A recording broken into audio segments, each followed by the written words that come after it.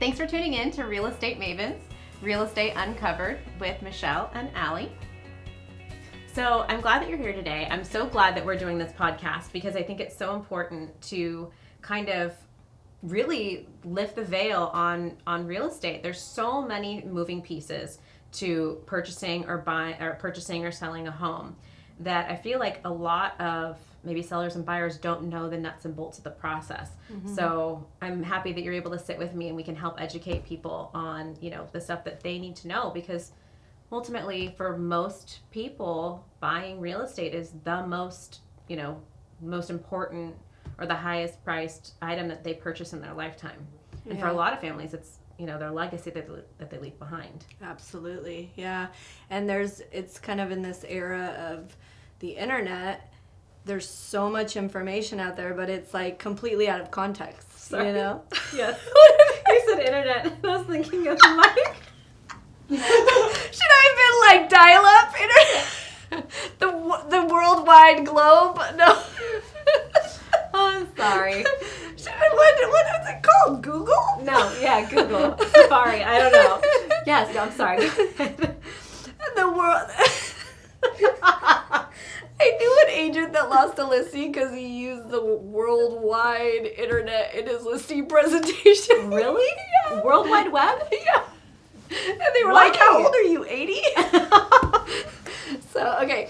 No, but truly, it's amazing. You can Google search a million things. However, it's all mostly out of context most of the time. True. And so I have so many clients that will Google stuff and then they'll call me and they won't realize that what they Googled maybe doesn't apply to the state or doesn't apply to the county they're looking in or to them as individuals. It's a particular program for particular people or something. So I do think that it is a complex enough transaction that it really, that's why we're licensed experts, right? Right. We have special training to guide people through the process. Totally. I'm so glad that you said that, because that's something that we've talked about that we wanted to talk to, our viewers about, is not just, not Googling something, because you can Google it and you can be pulling stuff that's relevant to Minnesota or Washington or another country for that matter. Yep. Everything is so specific. It's not just specific to California, but it's specific to the city and sometimes even to the street. Yep. Right? And the county. There's certain cities in California that have a city transfer tax and some that don't. Oh my gosh, so, totally. I think that that's so important that we talk to our viewers about the importance of diving deep and being your own advocate and really asking the right questions to the experts that are in your sphere. Mm-hmm. Picking who your agent, who the agent you want to work with, picking the lender that you want to work with, picking the right option for lending that suits your needs, not just, what Uncle Sam or what Uncle Harry told you to do because that's what he did. Yep, absolutely.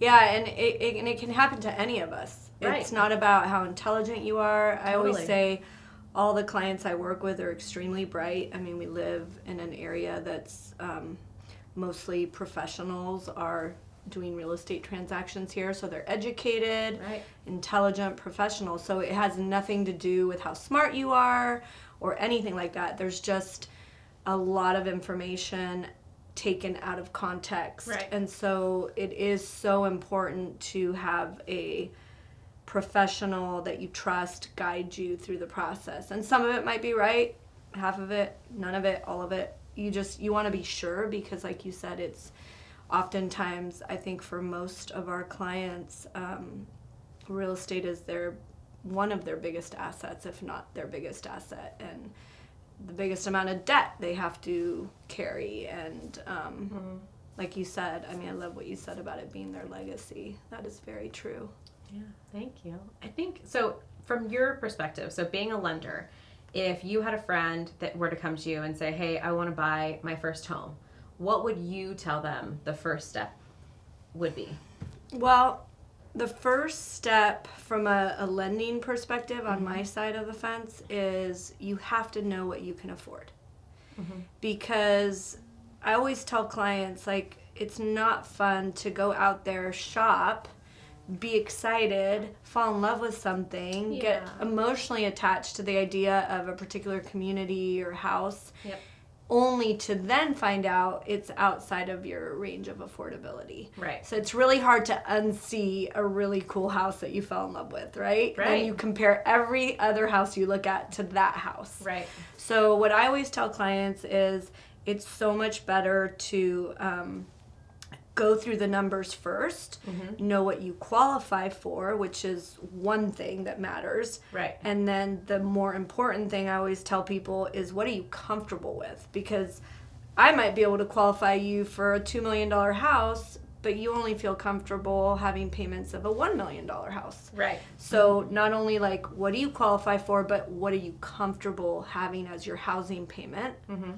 I like to joke with clients and say like, I don't know, maybe you eat at Michelin restaurants every month or you buy Louboutins every week. And so I don't know how much of your income you want to spend on your house. Like, I don't know what the rest of your lifestyle is like. Right. Only clients know that, right? Right. So, so what's affordable? And then once you have that, then we've got your sweet spot.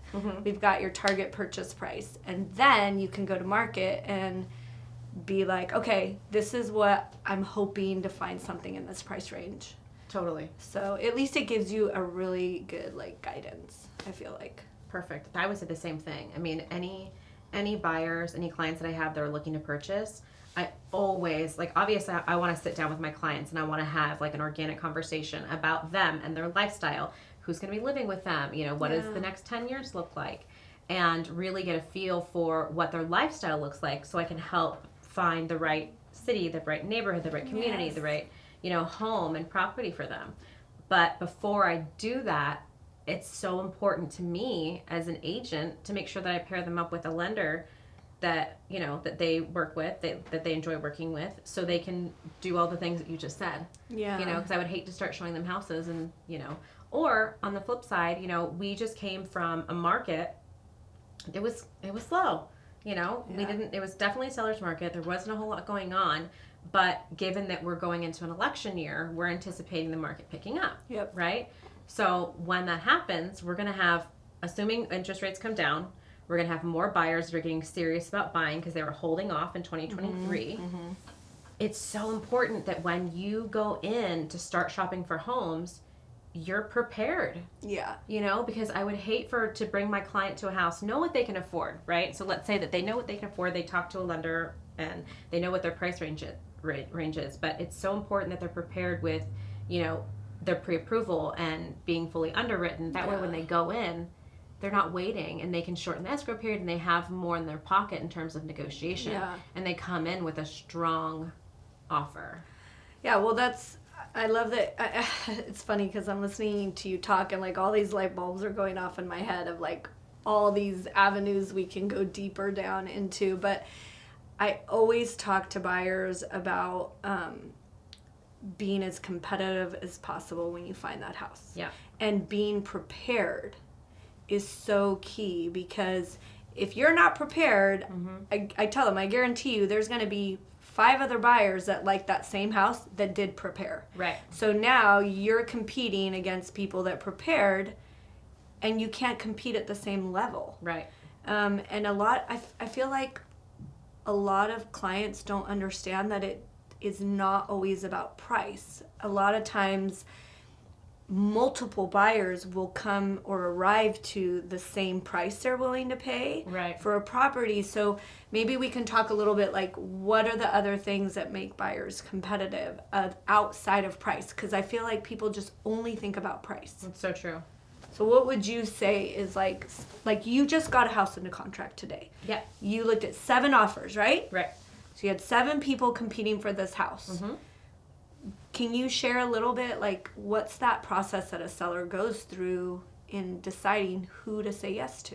Yeah, so for me, it's important to highlight what's important to my clients, because one client is going to say, what's most important to me is who buys my house. Yeah. Is it someone that's going to buy it and invest and flip it and resell it? Or this was my childhood home, I've lived in it, for 60 years. And I would love for it to go to a family, Yeah. And I want to highlight that. A lot of what I viewed today when presenting that was also contingencies, right? How many of the buyers were willing to shorten their contingency period or forgo it all, or, their inspection contingency period, or forgo inspections altogether? How many were willing to forgo their appraisal, or shorten it, lengthen it? I mean, the standard is 17 days for both of those, for inspection and appraisal. But I think I had 1 out of 7 that that left it at 17. Everyone else wanted to be competitive, and they eliminated it altogether, or they shortened it. And we look at every single element. So we look at escrow. We look at how they're financing it. And if they came in, fully underwritten, I mean, it's pretty much cash. Yep. So when they come in prepared and they have already partnered with a lender and they're fully underwritten and they're ready to go, they're competing with that cash buyer. That's exactly what we call it. We say making our clients cash-like. Yep. That's the language we use, because the biggest difference, what a lot of people don't realize, is the only real difference between a finance buyer and a cash buyer is that a cash buyer can close faster because they don't have to go through a bank process. Right. And they can waive their loan contingency because their purchase is not contingent upon a loan. So if somebody is prepared, like we're talking about, and fully underwritten in advance, they can also waive their loan contingency because they know they have full credit approval going into the offer. And we can close them in 15 days, like a cash buyer, because we've basically done a couple weeks worth of work in advance. Right. So what would generally be like a typical 30-day escrow can be reduced to 15 or 20 days. Right. So that is a huge thing that I talk about with clients. And then you were, I feel like you mentioned a lot of things in what you said that a lot of people may not understand what you're talking about. So we're kind of talking about the terms of the contract, right? There's like price. Yeah. And then there's terms to the contract, which is like how quick you can close. Right. How many outs, I call them, like how many buyer outs, which is like I get to inspect the property, and if I don't like it, I can get out of the deal. Right. I get to get a loan, and if my loan doesn't get approved, I can get out of the deal without losing my deposit. Yep. And then appraisal. I get to order an appraisal and see what fair market value is by a licensed third-party appraiser. And if it's not at what I'm buying it for, that's a possible out, right? So these are like some of the terms within the contract, right, that are kind of important. Right. And so as a seller, you're looking at that, right? Like who has more outs, so to speak, who's less confident about their close. Right. Is that how you would, I mean, is that how you would explain it to somebody? Or? Absolutely, yeah. I mean, that's why I was, we had so many competitive offers that the cash buyers, they're able to waive the appraisal.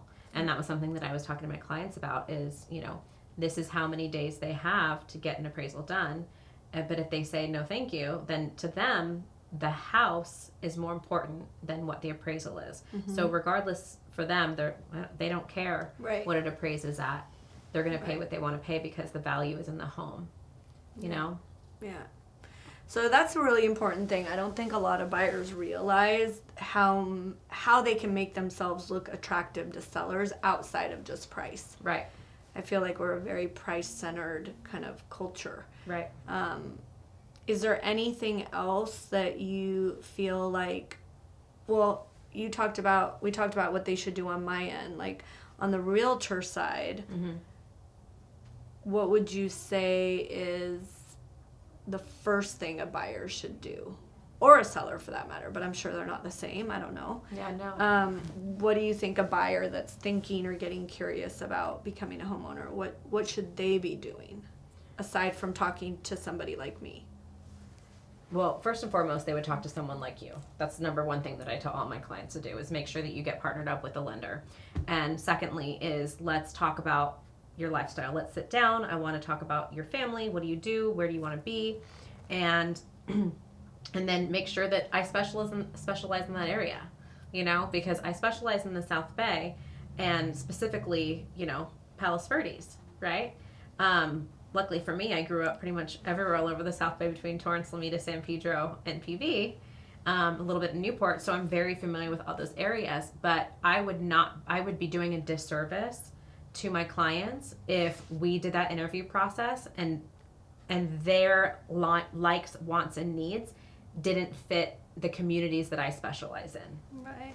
Which I think brings us to a whole other topic too, which we can table for another time. But I think it's so important that I am doing my due diligence to make sure that I'm the right fit for them. Right. And if they're not, then there are ways that I can find someone that is, that can better help them find the home of their choice. So I have a question about that. Yeah. Is it true, like, I always hear, like, location, location, location. Like, what is your thoughts on that? Like, is location so important? Is that the thing that buyers should really look at primarily over, like, square footage or finishes or, like... I think locations is very important, but it also depends on what they want to do, because you can change the house. You can rip it down, you can redecorate, you can remodel it, you can potentially add a story, whether it's going up or down, but you can't change where it is. Mm-hmm. So definitely find the location first, and then everything else can come into play next, whether it's bedroom, bathroom, or square footage, adding, a second bath or something. I mean, the house that I had that we're in contract now, it was strictly about location for all the people to put an offer in. It's such a special community, which is interesting about this house too, is it's in Torrance. Torrance is huge. Yeah. It's huge, and I think it's so important that you find someone that specializes in that area, because there's so many different pockets of Torrance. There's Torrance PO, there's South Torrance, there's West Torrance, there's Old Torrance, and they're all so different. I mean, the value of your home on the street that my listing is on is higher by potentially $100,000 to $200,000 than the next street over. You're never going to know that unless you have someone that specializes in that area. Right? So, I think that's key. Didn't you have an agent call you on your listing and was using, like, terrible comp?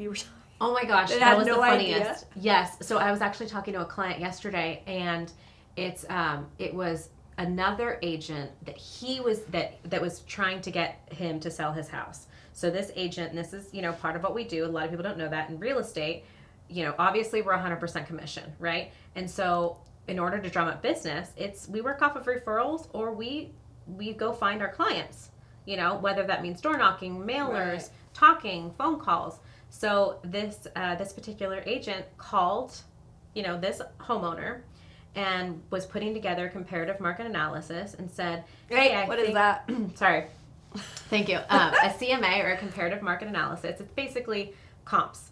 It's pulling all the other properties in that area to find out the value of your home. So we're comparing like for like, right? So we're looking at lot size, we're looking at house size, we're looking at, beds, baths, does it have a pool, does it not have a pool, does it have a view, blah, blah, blah, right? So this agent, bless her heart, used a house in Torrance on a 5,000 square foot lot as a comp for this house on an acre in Rollinghillsestates. Oh my God. And not just like Rollinghillsestates, it's one of, if not the most desired community in that city. Oh my gosh. And I'm like, can you imagine? No, I was embarrassed for them a little bit, because I was like, you can't compare. And then, but you know what? It was to my benefit, because I do specialize in that area. I know so many people in that area that I was able to say, hey, obviously I would not use Torrance as a comp for your house, because the value of this Torrance property has no bearing whatsoever on your home in Rollinghillsestates. Also, I would eliminate this community, this community, this community. So Rollinghillsestates has several communities that make up the city, right? Every community is different. The community that this house is in is special. It's super special. And there's a lot of families that are local that, like, that's their goal. One day I'm going to end up in this community, right? Mm-hmm. So in my conversation with him, I was able to say, these are the comps I would not use. Right. So you can, as an agent, we have tools where we can just auto-generate a comparative market analysis, and we can just send it off. But you're really not doing your client a service if you're really not pulling the details of each property. And I think it was just a perfect example of why, as a buyer or a seller, you do your due diligence and you interview multiple people. Yeah. Because none of us are the same. Yep. I think that was crazy. I was like, oh, but he knew it. I mean, he lives out of the area, but he grew up here. But he was like, can you believe? I'm like, no, actually, I can't. Well, we were kind of talking about this the other day. It's so crazy to me how we already said, like, real estate is most people's biggest asset, most expensive asset, a huge milestone for a family.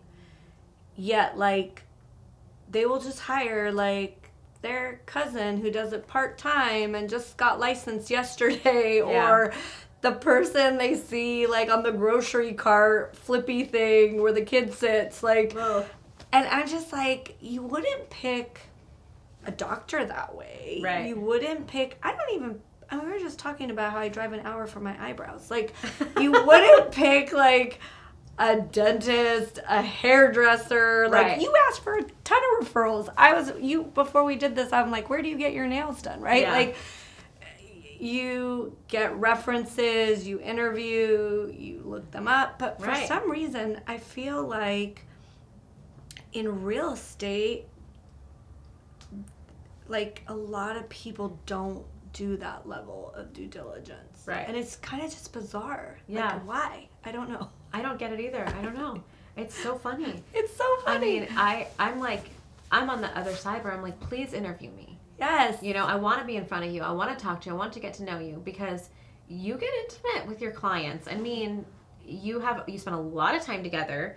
You know a lot of bit about each other's, personal life, and and then you continue that relationship, years down the road. Yeah. So I think it's important to pick someone that you like. Yeah, totally. I tell people that all the time. Like, clients sometimes will be like, who's the best agent? And I'll say to them, well, there's obviously more than one professional, well-educated, with a lot of integrity agent in the world, right? There's not just one person. Right. But I always say, like, you're going to spend a lot of time with them. You're going to be transacting a really important transaction together. Yeah. And I tell them all the time, like, you have to like their style. You have to communicate well with them. Right. Because if not, it's going to be torture. Totally. Like, you know what I mean? Yeah. I could refer a great agent to someone, but if it's a bad personality match, nobody's going to feel good at the end of that transaction. Absolutely. Whether it's the client or you, because sometimes clients aren't a good fit too, for how you conduct your business or whatever. Yeah. So I think it's really, really important, and it just shocks me how often people just get into a deal with an agent they literally met for 5 minutes at an open house. Yeah. Or you know what I mean? Like, it's just crazy to me. Like, I don't know. So. That's funny. I can't tell you how many times you said this, and it made me go, oh yeah. You were talking about, like, the integrity of how many agents there are that are great, smart, intelligent. Their moral values are, up here. I always say that about this brokerage. So at Vistasothebys, like, I don't know, I always say Vista, but, for our viewers, I want to say Sotheby's too, so they know who, we're affiliated with. But I can't tell you how many times I've been in an open house, and I am, my job is to sell the house, right? But when I have agents come in, I find myself kind of selling our brokerage too, because there is a considerable amount of quality people here. Totally. I agree so, like, with that. Yesterday, I lost a listing to another Vista agent, and I was bummed, but at the same time, like, dude, we have quality people here. Yeah. I mean, if I lost it to someone that maybe wasn't shady, had, like, not great values, or someone that you couldn't really trust, I'd be really upset. Yeah. But, given that I lost it to another Vista agent, I'm like, you know what? It's okay. It's okay because I know that they're in good hands. I know they have someone that has good moral standing that's with, a great, great company. But it's just so interesting because I find myself selling the company sometimes. Yeah, I totally agree with that. I feel that way about my company too. Yeah. I think that Vista, because of the great leadership or the vision, the integrity in which they built it, I don't know what the magic recipe was. Right. But the point is, it has attracted a lot of really quality people. Right. To this firm. Right. And,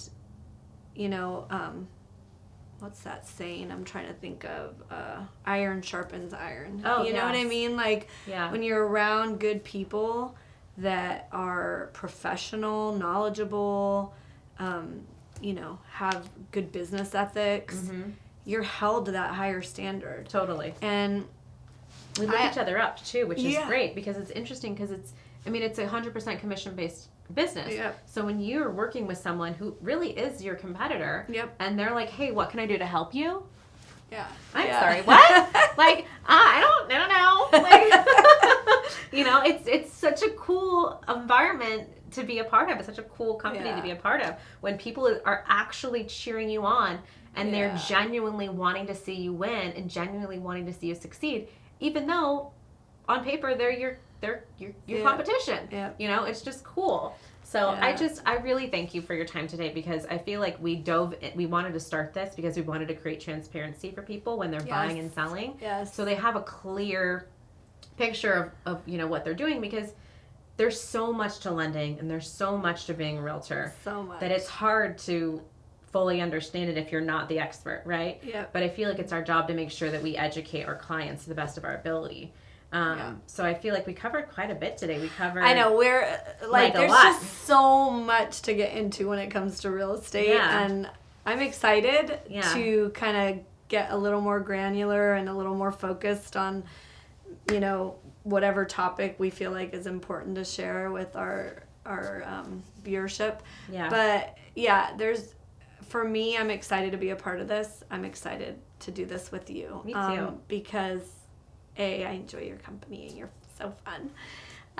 But B, there is so much to know. Yeah. There really is. And I feel like I love, like you said, we're uncovering. It's like behind the scenes. It's what really happens, right? It's like textbook versus street smart. Totally. Like, you can read all you want about it, but there's so many nuances to get into to have a really successful, positive transaction. And I'm excited to just, share some of those little nuances with people. Yeah, me too. It's so funny that you say that. It made me of, when I took my test, I've said this a million times, when I took my test and got my license, obviously, the law is in the test, right? Like, California real estate law. And when you get, working and you're actually in a working environment, there's things that are clearly not on the test, that you have to learn by doing, and you don't know what you don't know. Yep. So one of the things I thought was so funny is it's common knowledge. If I'm selling a house and a buyer's agent comes in with their client, I should not be handing anything to the buyer. It's bad manners, it's bad form.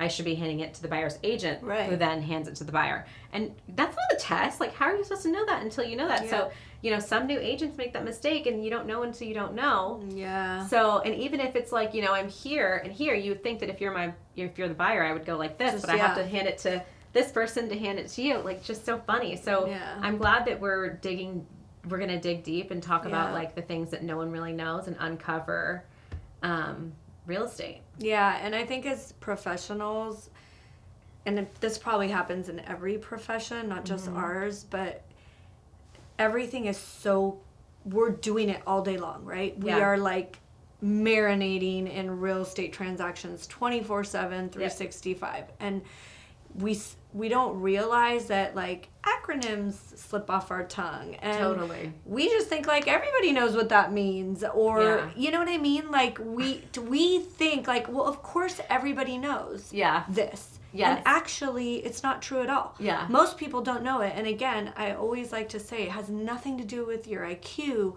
Right. how successful you are, how intelligent you are. All my clients are amazing, intelligent people. Right. You know? But it's like, I can't fix a car. I'm not a mechanic. Like, you just don't know. But I think we forget because real estate is talked about so much. There's all these reality shows and like, Oh, yeah. you know, everyone thinks they know how real estate works. But really, there's a lot that people don't know. And I'm excited to shine a little light on some of that stuff. Yeah. So that, you know, just people are more educated and they can be better prepared, better clients. Totally. Funner to work with, right? Yeah. Thank you. Yeah. What did we cover today? We covered how to be prepared, what your first step is. So your first step is lending, right? So your first step is lending. First step is lending. And then what else did we cover? We covered interviewing your agent. Oh my gosh. Be your own advocate. Interview your agent, interview your lender, make sure that you guys fit, make sure it works. Yeah, pick who you want to work with. Don't just fall into somebody's lap by happenstance, you know, just be intentional. Yeah. And both of these are necessary to have, you know, a strong offer when you find that house that you want to buy and that you want to live in. So I think that's the meat. That's the meat and potatoes of today. Yeah. That's meat and at least potatoes. it's the structure. Yeah. And then we'll get into all the bedrooms. Yeah. And don't Google stuff, because what did Danny say in his presentation today? It was a soft pull versus hard pull. He's like, don't Google it. Don't Google it. Don't Google stuff because you don't know what you're going to get. Images. And then your social media is going to giving you ads you don't want. So. Oh, yeah. Oh, my gosh. All of our smart devices are going to start giving us ads we don't want. I was at an open house, one of our listings on PB Drive North, and a lady came in and we started chatting, and she was like looking for a property for her brother. And after, you know, talking with her, following up with her, I found out that she owns one of like my favorite taco places in the South Bay, and it's a chain, and it's called Tacos El Goloso. Oh, I know. The birria tacos are like birria tacos. Amazing. And the potato I'm gonna weigh tacos. 300 pounds if I keep eating those. I know. Well, my husband went to a poker night and he took a picture of the food that they had, and all I saw was like the wrapping, and I was like, you have tacos El Goloso. So anyway, the owners opened up a new restaurant in Hermosa Beach. It's called Morena y Tequila. I don't speak Spanish, so my R's are sad. Sorry. Morena. Morena. Cocina. Cocina? Cocina. That's not my... Cocina is Italian. Thank you. Because I took Spanish too, but like, I'm a Mexican. Sorry. I can't speak Spanish. So it is so cute. It's so fun. It's in Hermosa. It's right on PCH. It's right by the pier. I had to look up the address to give it to you guys. It is 1320 Hermosa Ave. Sorry, it's on Hermosa Ave. 1320 Hermosa Ave. Fridays are for salsa. Oh, shut up. I know. So they have salsa dancing on Fridays. Yes. I don't do that either, but I would love to like pretend. Oh, no. I love to dance salsa. Okay, good. I'll go cheer you on. No, you're in dance. Yeah. And their guacamole is so good. If they served it in a vat, my kids would have licked the bowl. Actually, no, wait. One of them did lick the bowl. Yeah. No, my youngest. She'd hate me for saying that out loud. But I was like, please stop doing that. It's very bad manners. But yeah, that's our tip is the new restaurant in Hermosa Beach. Cocina? Morena y Tequila. Oh, Morena y Tequila, even better. Oh, sorry, it's called Morena, Cocina y Tequila. Oh. So Marena on Hermosa Ave. Friday night Check salsa? it out. Friday night is for salsa dancing. There. Are you going? And every night is for guacamole. Every night. Yes. Okay, cool. Yeah. So. See?